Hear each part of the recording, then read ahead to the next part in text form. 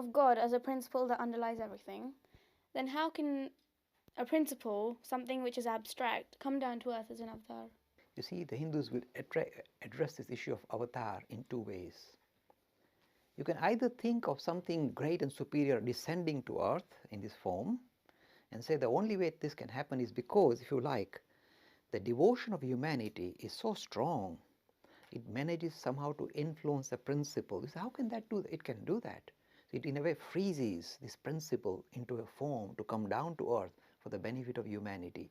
So when humanity cries out, this grand principle, which is a principle abstraction, takes on, if you like, a human for a limited form to come down to earth.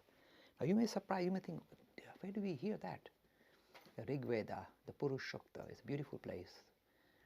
It says, look at the power of this teaching. It says, God has to give up his Godhead or the idea of a principle and take on a limitation to be born on this earth. So he has to give up his Godhead. He has to, in a way, sacrifice. This is what Purushokta is. He's saying sacrificing the Purusha.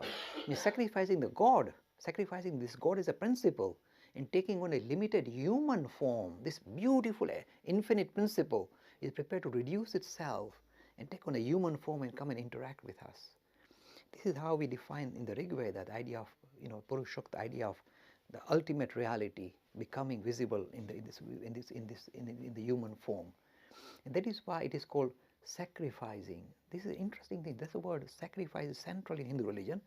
God has to give up his Godhead to become an avatar, come down. And when God comes down as avatar, he takes on human limitation. So when Ram is on earth and Sita disappears, he cries. You say, how can Brahman, this principle, cry? This is terrible. But when he takes on a limitation, he pays a price as well. So all the emotion that we feel, he feels too. This is one approach. This is philosophic. The second approach is the other way around. It says, really, God doesn't descend down to earth. He never came down to earth anywhere. But some individuals, because this idea of the spirit becomes visible in their lives, they in a way lead a life which shows that they are not just human, but superhuman. So it is not Narayan coming down as Nara, but Nar discovering his identity as Narayan. So it's not that God coming down, we become godly. And this is the, if you like, the conclusion. It says that, look, it is nice to believe in an avatar. Why don't you become an avatar? You say, oh, this is too much. He says, you recognize your own divinity. If you realize that you are the spark of the divine, you don't have God coming down. It is yourself. So you turn into an avatar. So when you see the film Avatar, in fact, this is what they're doing. That's why the Avatar film is borrowing. Look, it has borrowed a lot from Hinduism. You know that? The word Avatar is from Hinduism.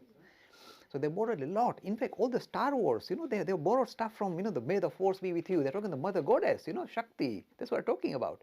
So a lot of these Western thinkers, using very innovative styles, have already incorporated some of these very powerful ideas of Hinduism in the media, in the entertainment industry. And that's why they catch attention. That's why we love Star Wars.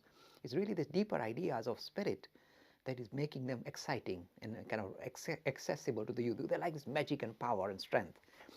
So two ways. You can think of the principle kind of being kind of pulled down by humanity saying, come on, play with us. Or the second way is the one I prefer, to say that it's really the individual who reaches Godhead, because he discovers his identity as spirit, as Atman.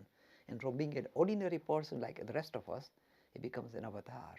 In fact, the story of Ramayana, there's a second story of Ramayana that you perhaps don't know. Not just an ordinary Valmiki Ramayana, Tulsi Ramayana. There's another Ramayana called the Vashishta Ramayana.